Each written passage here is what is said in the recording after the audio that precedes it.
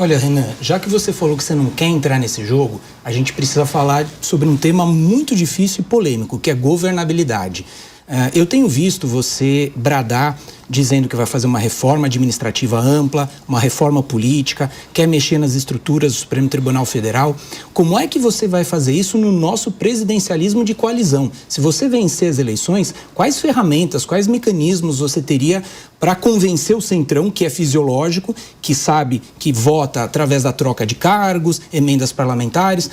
Quais são as ferramentas, eu diria até as ferramentas mágicas, que você vai usar para tentar desfazer esse cenário desse presidencialismo de coalizão que nós vivemos hoje? Acácio Miranda. Pegando um gancho, Renan, olhando para a estrutura partidária e, obviamente, para uma projeção de resultado em 26, você mantendo essa musculatura, candidatos a governador mantendo essa musculatura, qual que é a expectativa de vocês em termos de Congresso Nacional? Quantidade de deputados, porque a gente sabe, é um raciocínio frio, mas são as regras do jogo. Hoje, para atuação no Congresso e principalmente para ter acesso aos fundos partidário e eleitoral, o que se leva em consideração é a quantidade de deputados federais. Vocês têm essa projeção ou ainda é algo que não foi pensado, não foi estruturado? A gente tá fazendo uma pré-campanha rock and roll, Acácio. Eu não tô fazendo muita conta, não, porque se eu começar a entrar nessas contas, eu vou começar a adotar um pragmatismo que acabaria com o partido. Porque os partidos hoje, né, para a pessoa que está nos assistindo, existe uma coisa que chama cláusula de barreira, e o dinheiro dos partidos, o fundo partidário e o fundo eleitoral, ele é condicionado mediante o número de votos que você faz para deputado. Por isso que tá o Valdemar, mesmo o Zé Dirceu lá no PT, todo mundo tá fazendo conta para eleger deputado. Nós não estamos nisso. Porque eu penso o seguinte, cara, eu não vou vender a mãe para passar da cláusula de barreira. Eu tô construindo um partido, eu não tô construindo uma legenda. Então, nós estamos montando o partido e fazendo as filiações mediante uma lógica de vínculos ideológicos, confiança, treinamento e um histórico ilibado. Por que eu digo isso? Porque eu recebi propostas de lideranças políticas já existentes falando assim, me dê um diretório do seu partido aqui no meu estado. Recebi proposta em Mato Grosso, recebi proposta em Minas, recebi proposta na Bahia. Eu faço um federal aqui pra você, faço 2 estaduais, mas eu fico diretório. Eu falei, não vai rolar. Não vai, porque eu acabo com o partido fazendo isso. Vira mais um partido. E aí, o que o partido tem que se fiar? Na construção de um projeto nacional. E por isso que eu sou candidato a presidente, quer dizer, pré-candidato, de acordo com a legislação eleitoral, a TSE não mande uma punição aí pra mim, tem que ser cuidadoso, mas eu sou pré-candidato apresentando uma proposta clara e tô concorrendo pra ganhar. Comecei nisso, já ultrapassei esses governadores que estão aí admirando, amando muito o Bolsonaro. Ultrapassei eles e pretendo ultrapassar o Flávio ou o Lula aí no caminho. Vamos ver o que aparece pela frente. Túlio, por favor. Olha, Renan, já que você falou que você não quer entrar nesse jogo, a gente precisa falar sobre um tema muito difícil e polêmico, que é governabilidade. Eu tenho visto você bradar dizendo que vai fazer uma reforma administrativa ampla, uma reforma política, quer mexer nas estruturas do Supremo Tribunal Federal.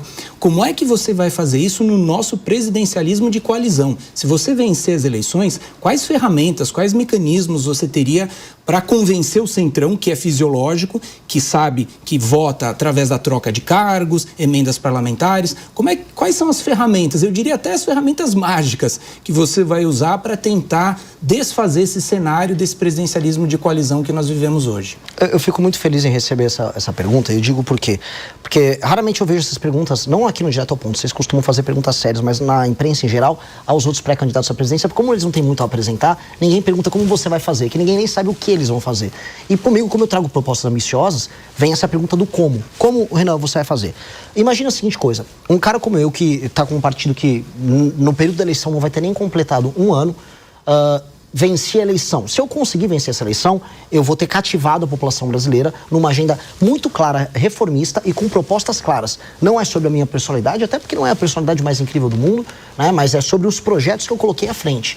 Né? O projeto de desfavelização, o projeto de enfrentamento ao crime organizado, direito penal do inimigo, uma reforma fiscal, uma agenda de competitividade e essa reforma administrativa que muda o sistema de incentivos para o Estado brasileiro, especialmente na forma de você compor os municípios e como os prefeitos vão atuar, aí sim, para que você tenha o fundo partidário eleitoral ou o prefeito não cumprindo a meta se tornando inelegível. A tal da lei de responsabilidade gerencial. Isso, o homem é bom demais. Sabe exatamente. Eu estudei os tais livros amarelos. Por isso que eu te pergunto, porque são ideias, eu diria até, de certa forma, radicais. São até boas ideias, mas eu vejo uma dificuldade de concretizá-la. É por isso que eu refaço a pergunta. Não, a primeira resposta para isso é: vencendo a eleição com uma agenda reformista, todo mundo, inclusive os caras do Centrão, saberão qual é a agenda do presidente da República.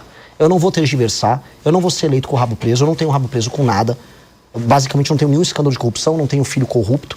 E minha agenda vai estar posta clara e simples para resolver um nó político no Brasil. Um nó que envolve o STF e um nó que envolve o Congresso Nacional. Na nossa reforma fiscal, eu vou ser bem claro, todos os investimentos nos municípios, que é a base do trabalho dos deputados federais, estarão condicionados aos desempenhos dos prefeitos dos municípios. Ou seja, o deputado só vai poder mandar a emenda para a base, que é basicamente a vida política do deputado, caso os prefeitos dele estejam atuando dentro da nossa lógica de uma reforma administrativa. Ou seja, se o prefeito está entregando saúde, segurança e educação à cidade, ele recebe a emenda do deputado. Se não, o deputado não manda. E se ele estiver funcionando muito bem, o deputado pode mandar até mais emenda. Por quê? Porque eu quero incentivar o bom deputado a poder mandar a emenda para a base dele, mas desde que o prefeito dele esteja funcionando. Do jeito que está hoje, isso não funciona. Então não é alterar a lógica de modo a negar a política, porque eu não estou aqui para negar a política. Isso na caneta ou uma discussão com o Congresso? Porque primeiro o Congresso discussão precisa com o Congresso. concordar com o senhor. Discussão mas com o hoje Congresso. o Congresso é um buraco sem fundo. Todo o dinheiro que joga lá não é suficiente. Sim, mas vai ter que discutir isso com o Congresso e também punir o Congresso via STF de maneira absolutamente republicana se eles estiverem usando emenda só para roubar.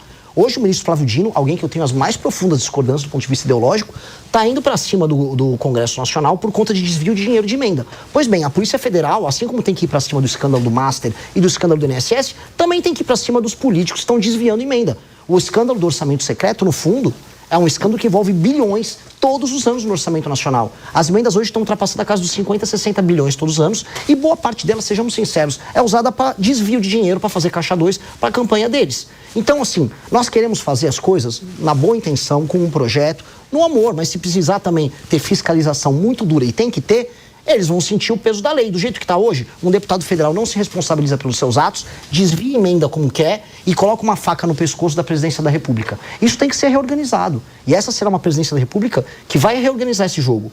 A emenda vai ter que ser determinada apenas mediante desempenho dos prefeitos, até porque um prefeito que não entrega melhora de vida para as pessoas não pode ficar recebendo dinheiro a dar com pau, para falar um termo bem popular. Eu estou indo para o Maranhão amanhã e no Maranhão o jogo é esse. Os caras recebem emenda de imposto extraído daqui de São Paulo, do Rio, de Minas e não fazem nada com esse dinheiro.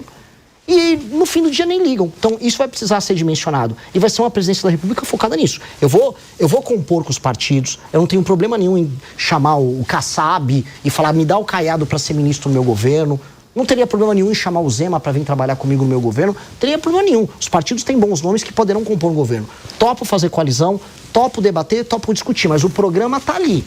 Há um programa de metas muito claro e vamos andar com ele. E eu vou fazer todos os sacrifícios, inclusive destruir popularidade, se for o caso, até porque popularidade não serve para nada. Se você está bem aprovado enquanto presidente, o que você faz com aquilo? Guarda no banco a aprovação? Não, você gasta. Eu vou gastar minha aprovação toda para fazer esse pacote de reformas.